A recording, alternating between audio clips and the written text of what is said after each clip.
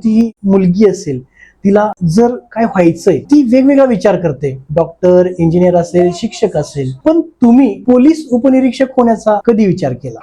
म्हणजे मी 12वीची परीक्षा 2007 मध्ये पास झाले. त्यानंतर मी विचार केला की पहिल्यांदा आपण D.Ed करावं. मला 12वीला 77% मार्क पडले होते. त्यावेळी मला असं वाटलं होतं की मला 77% भरपूर मार्क आहेत. D.Edला ऍडमिशन घेण्यासाठी जेव्हा मी पुण्यात आले आणि पुण्यात आल्यानंतर जेव्हा कॉलेजेस वर गेलो आम्ही, तेव्हा तिथली जी मेरिट लिस्ट वगैरे आहे तेव्हा मला कळालं आपण किती पाण्यात. तेव्हा तिथं मला म्हणजे असं वाटायचं की अनुदानितला आपल्याला ऍडमिशन मिळालं पाहिजे, पण अनुदानितला ते माझे मार्क 77% कमी पडत होते.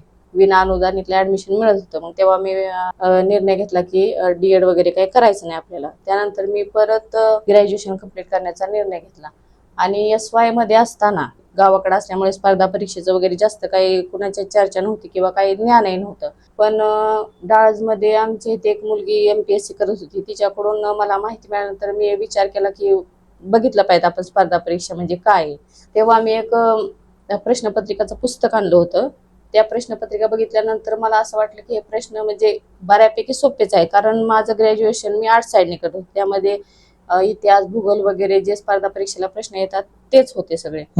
तेव्हा मी विचार केला की स्पर्धा परीक्षेचा आपण अभ्यास करूया. पण स्पर्धा परीक्षेमध्ये कोणत्या पोस्टसाठी म्हणजे अभ्यास करावा त्या दृष्टीने, म्हणून मी PSI क्षेत्र निवडलं.